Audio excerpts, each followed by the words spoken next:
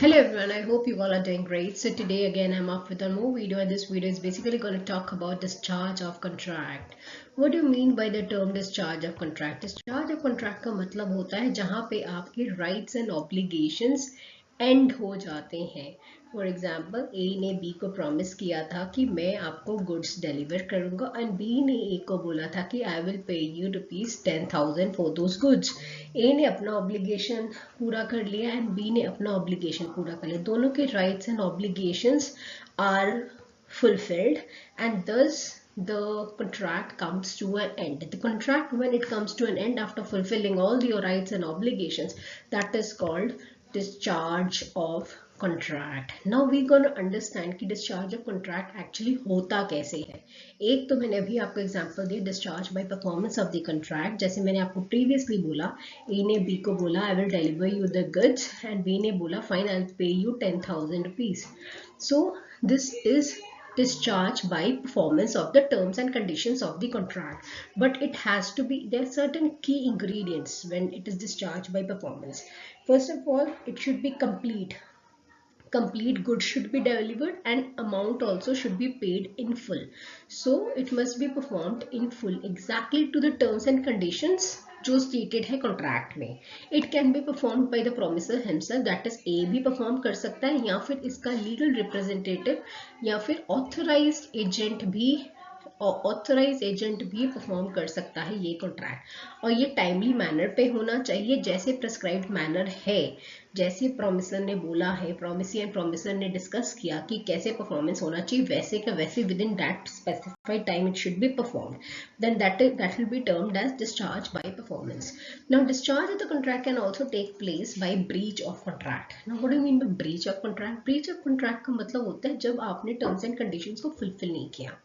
For example आपने A ने बोला था I will deliver you the goods, B को बोला था, एंड बी ने एग्री किया I will pay you ₹10,000. Now suppose A did not sell the goods, right. उसने कॉन्ट्रैक्ट बोला था गुड्स मैं सेल करूंगा 1 Jan को, and suddenly on 1 Jan he is refusing that I cannot sell you the goods, I cannot deliver you the goods. This is called actual breach, failure to perform on the due date of performance. Due date क्या था 1 Jan को, और उसी दिन phone करके बोलता है I cannot deliver you the goods. So this is called actual breach of contract. Now there is one more concept called anticipatory breach of contract. For example, A ने B को बोला था कि I will deliver you the goods on 1 Jan, right? And अचानक से 25th December he is saying that I cannot deliver you the good. उसने expressly बोल दिया I will not be able to perform the promise. तो this is called express renunciation. और जब due date के पहले आप बोल देते हो कि आप परफॉर्म नहीं करोगे, उसको बोला जाता है anticipatory breach of contract. Due date पे बोलते हो तो उसको बोला जाता है एक्चुअल ब्रीच. ड्यू डेट के पहले जब बोलते हो उसको बोलता है एंटीसिपेटरी ब्रीच. वो एक्सप्रेस रिनंसिएशन भी हो सकता है, जैसे 25 दिसंबर को मैंने बोल दिया I can not fulfil my promise, या फिर ऐसे हो सकता है ये वाले जो गुड्स मैंने प्रॉमिस किए थे ए ने किसी थर्ड पार्टी सी को सेल कर दिया. तो this is called by act making the performance impossible. The selling of goods to C, obviously जब goods C को sell हो गए तो B को sell नहीं हो सकते, तो ये हो गया implied renunciation of the contract, right? So aggrieved party जो है, अब B के पास ऑप्शन क्या है? B क्या कर सकता है? इमीडिएटली सू कर सकता है. 25 दिसंबर को इन्हें बोला कि मैं तुम्हें डिलीवर नहीं करूंगा गुड्स, तो B इमीडिएटली 25 दिसंबर को सू कर सकता है A को. या फिर B क्या करेगा? 1 Jan तक वेट करेगा, ड्यू डेट तक वेट करेगा परफॉर्मेंस के लिए, एंड अगर परफॉर्मेंस नहीं होती तो कंपनसेशन के लिए क्लेम करेगा, right. So this is the provision of anticipatory breach of contract. Discharge by impossibility of performance. अगर कॉन्ट्रैक्ट ऐसा है which is very impossible to perform, ये दो टाइप के होते हैं इम्पॉसिबिलिटी. एक होता है इनिशियल इम्पॉसिबिलिटी. ए ने बी को बोला I will sell you a horse. A is also not aware that horse is dead and B is also not aware that horse is dead. दोनों को नहीं पता कि horse already dead है. तो this is initial impossibility. Contract enter करने के time ही पता चल गया कि contract cannot be formed because the horse or subject matter is already dead. अब subsequent impossibility भी होता है. Subsequent impossibility का मतलब होता है suppose there is country A and there is country B. Both have entered into a contract for trading purpose, right? अब ये contract तो valid है, बट अचानक से इनके बीच में वॉर छिड़ जाती है, तब ये कॉन्ट्रैक्ट, ये वाला ट्रेडिंग वाला कॉन्ट्रैक्ट अब इनवैलिड हो जाता है. तो this is subsequent impossibility. Impossibility subsequent intervening subsequent impossibility होगी जिसकी वजह से अब कॉन्ट्रैक्ट इम्पॉसिबल हो गया. ऐसा कोई एक सुपरवेनिंग इम्पॉसिबिलिटी आ गई, सुपरवेनिंग एक इवेंट हो गया जिसकी वजह से कॉन्ट्रैक्ट अब इम्पॉसिबल हो गया. तो this is called subsequent impossibility to perform the contract. Discharge by agreement भी हो सकता है. What do you mean by discharge by agreement? Suppose दोनों पार्टी ने ए एंड बी ने टर्म्स एंड कंडीशंस में चेंजेस कर लिए, या फॉर एग्जाम्पल ए ने बी को बोला कि आई ओ यू ₹1000, नाउ सी ओज यू ₹1000.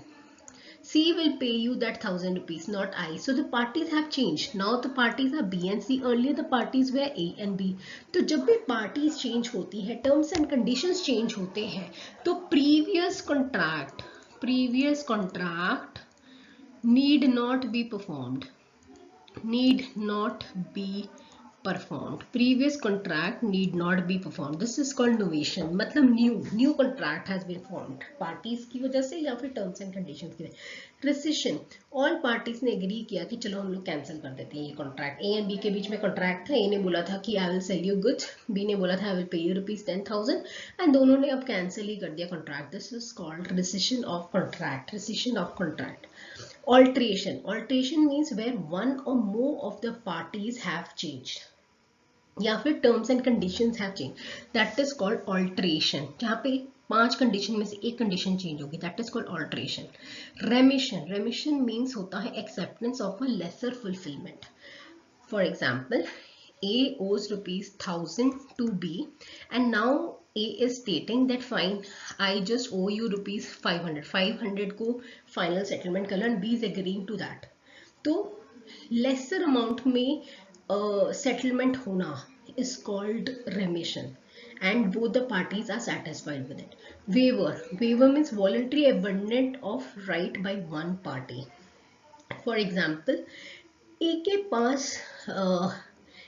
पास right है B को sue करने का and he is voluntarily saying that I don't want to sue you. This is voluntary giving up of a right on the other party. तो ये by agreement, उन दोनों के बीच में agreement हो गया कि fine, I am waiving off my right to sue you. So this is called agreement between both the parties, right? So इसकी वजह से पुराने novation जब होता है तो पुराना contract need not be performed. This is also explained here in the next slide. Novation means new contract is created on behalf of the old one. New contract needs to be performed. Old contract need not be performed. Extinguishes the original contract entirely. Original contract entirely extinguish हो जाता है. So this is important for you to understand. I hope you liked this video. Stay tuned for more such videos. Do not forget to like, share and subscribe.